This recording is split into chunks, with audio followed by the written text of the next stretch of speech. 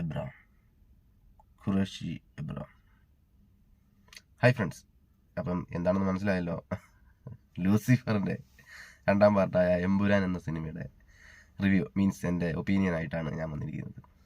Cinema കണ്ടു, വളരെ നല്ല രീതിയിൽ തിയേറ്ററിലൊക്കെ ഓടിക്കൊണ്ടിരിക്കുന്നു, ഹൗസ്ഫുള്ളാണ്, സക്സസ്ഫുൾ ആയിട്ട് പോകുന്നു. ഓക്കെ, സന്തോഷം. സിനിമ എങ്ങനെയുണ്ട് എന്ന് ചോദിച്ചു കഴിഞ്ഞാൽ ഒരു ജീവനില്ലാത്ത സിനിമയായിട്ടാണ് എനിക്കിത് അനുഭവപ്പെട്ടത്.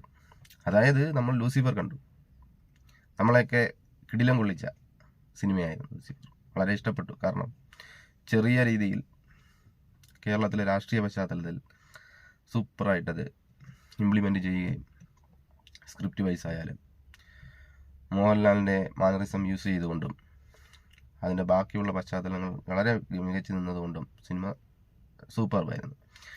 അപ്പോൾ അതിൻ്റെ രണ്ടാം പാർട്ട് എന്ന് പറയുമ്പോൾ നമ്മൾ വല്ലാതെ ആഗ്രഹിക്കും. അതുകൊണ്ട് സിനിമയ്ക്കും ഹൈപ്പുണ്ടായിരുന്നു. അപ്പം ആ ഒരു ഹൈപ്പുമായി നമ്മൾ തിയേറ്ററിലോട്ട് പോകുമ്പോൾ നമുക്കത് കിട്ടുന്നില്ല എന്നുള്ളത് ഖേദകരമായ സത്യമാണ്.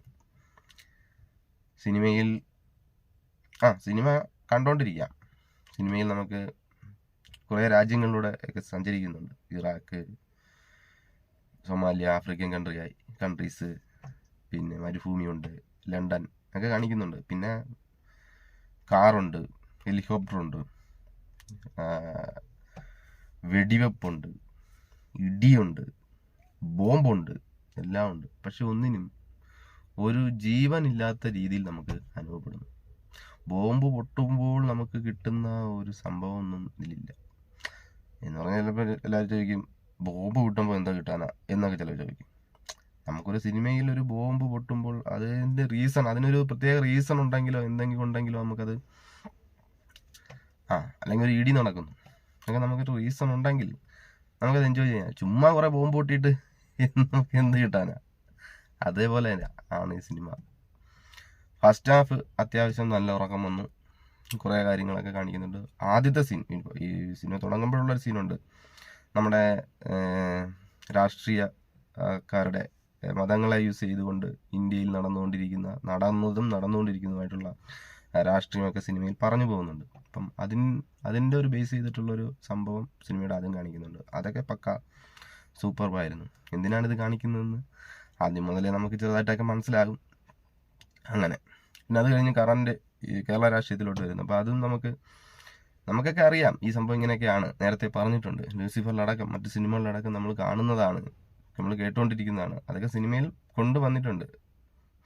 പക്ഷെ ഇതൊക്കെ നമ്മൾ കണ്ടുകൊണ്ടിരിക്കുന്നത് കൊണ്ട് നമുക്ക് പുതുതായിട്ടൊന്നും കിട്ടുന്നില്ല ഇതിനൊക്കെ ഒരു ഉത്തരമായി, ഈ പ്രശ്നങ്ങൾക്കെല്ലാം ഉത്തരമായി നമ്മുടെ എബ്രാം ഖുറേഷി അവതരിക്കുകയാണ്. പുള്ളിയുടെ ഇൻട്രൊഡക്ഷൻ സീൻ സൂപ്പർവായിരുന്നു, നല്ല രീതിയിൽ വന്നിട്ടുണ്ട്. പക്ഷേ പ്രശ്നം എന്ന് പറഞ്ഞാൽ മ്യൂസിക് വളരെ പരാജയമായി പോയി. എനിക്ക് തോന്നിയതാണ് കേട്ടോ. ഒരു ഇൻട്രൊഡക്ഷൻ സീനിൽ വരുന്ന ഒരു മ്യൂസിക് അത്ര ഇമ്പാക്റ്റ് കൊണ്ടുവരാൻ പറ്റിയില്ല. നമുക്ക് 90കളിലേക്ക് മ്യൂസിക് എടുത്ത് ഇപ്പം യൂസ് ചെയ്ത് കഴിഞ്ഞാൽ എങ്ങനെ ഇരിക്കും എന്നെനിക്കൊരു അഭിപ്രായം ഉണ്ട്. അതങ്ങനെയാണ്. കുറച്ചും കൂടെയൊക്കെ ഒരു ഇമ്പാക്റ്റ് വ്യത്യസ്തത കൊണ്ടുവന്നിരുന്നെങ്കിൽ കൊള്ളാമായിരുന്നു. അതിനൊരു ഈ പറഞ്ഞില്ലേ, ജീവനില്ല. മ്യൂസിക് ഉണ്ടെങ്കിലേ ഒരു സിനിമയ്ക്ക് ജീവൻ വരുള്ളൂ. നല്ല മ്യൂസിക് ചുമ്മായിട്ട് അടിച്ചിട്ട് കാര്യമില്ല. അങ്ങനെ ഒരു സംഭവമില്ല. അതുകൊണ്ട് ആ ഒരു രീതിയിലും മോഹൻലാൽ പല മാനറിസങ്ങളും ഇതിനകത്ത് കാണിക്കുന്നുണ്ട്, പല രീതിയിൽ ആക്ട് ചെയ്യുന്നുണ്ട്. എല്ലാം നല്ലതായിരുന്നു. പക്ഷെ ഒന്നിനും ഒരു ഇമ്പാക്റ്റ് ഉണ്ടായില്ല. മോഹൻലാൽ തിരിഞ്ഞ് നിന്നിട്ടോ, നേരെ നിന്നിട്ടോ, ഗ്ലാസ് ഊരിയിട്ടോ, തോള് ചരിച്ചിട്ടോ, തോള് കുറച്ചും കൂടെ അളവിൽ കൂടുതൽ ചരിച്ചിട്ടോ ഒന്നും ഒരു ഇമ്പാക്റ്റും നമുക്കുണ്ടാക്കാനായിട്ട് സാധിച്ചിട്ടില്ല. പിന്നെ സെക്കൻഡ് ഹാഫ് മോഹൻലാൽ വന്ന എല്ലാ പ്രശ്നങ്ങൾക്കും പരിഹാരം കാണുന്നു. മിനിറ്റുകൾ കൊണ്ട് കേരളത്തിലെ പ്രശ്നം സോൾവ് ചെയ്യുന്നു. ബാക്കി ആദ്യം കാണിച്ച സീനിൻ്റെ ഭാഗമായിട്ടുള്ളൊരു റിവഞ്ച്, സിനിമ കാണുന്നവർക്ക് ഞാൻ കൂടുതൽ പറയുന്നില്ല, അതിൻ്റെ റിവഞ്ച് തീർക്കുന്നു, പടം തീരുന്നു. ചെറിയ ഒരു സ്റ്റോറി ലൈൻ മാത്രമാണ് എമ്പുരാൻ എന്ന് പറയുന്ന ഈ വലിയ ക്യാൻവാസിൽ ഉണ്ടായിരിക്കുന്ന സിനിമ എടുത്തിരിക്കുന്നത്. അതുകൊണ്ട് തന്നെ നമുക്കൊരു സാറ്റിസ്ഫാക്ഷൻ ഇല്ലാതെ പോകുന്നത് അതുകൊണ്ടായിരിക്കാം. പിന്നെ എടുത്തു പറയേണ്ട പെർഫോമൻസസ്, എനിക്ക് ഈ സിനിമയിൽ നല്ല രീതിയിൽ പെർഫോം ചെയ്തതായിട്ട് തോന്നിയത് മഞ്ജു വാര്യരുടെ പ്രകടനമാണ്. ചില സ്ഥലത്ത് അവർ ഓവറാക്കി എന്നൊക്കെ പറയുന്നുണ്ട്, പക്ഷെ എനിക്ക് പേഴ്സണലി അത് ഇഷ്ടപ്പെട്ടു.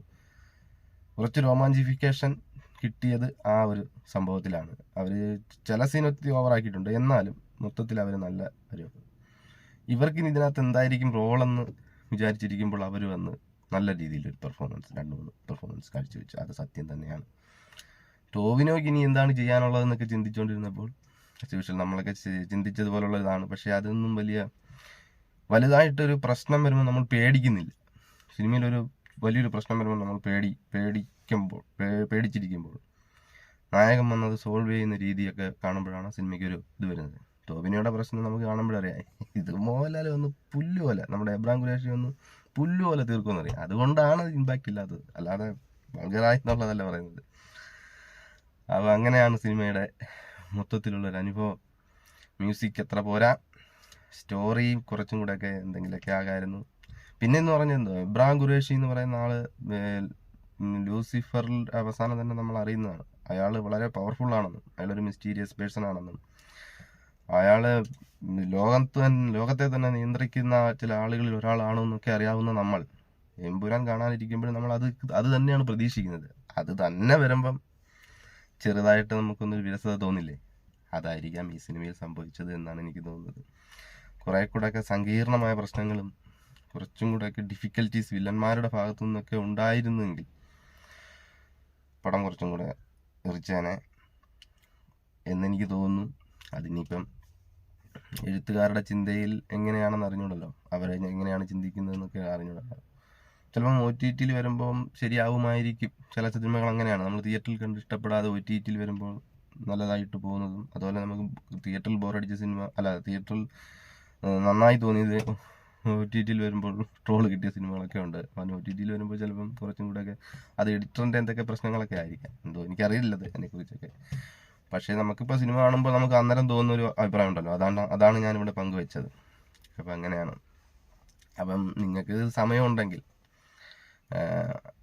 വേറെ പരിപാടികളൊന്നും ചെയ്യാനില്ലെങ്കിൽ ധൈര്യമായിട്ട് ഈ എമ്പുരാൻ സിനിമ പോയിരുന്ന് കാണാം, ഒരു പ്രശ്നമില്ല.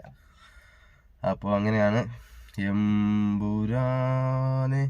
തമ്പുരാനെ സമയം പോയി. Okay, by.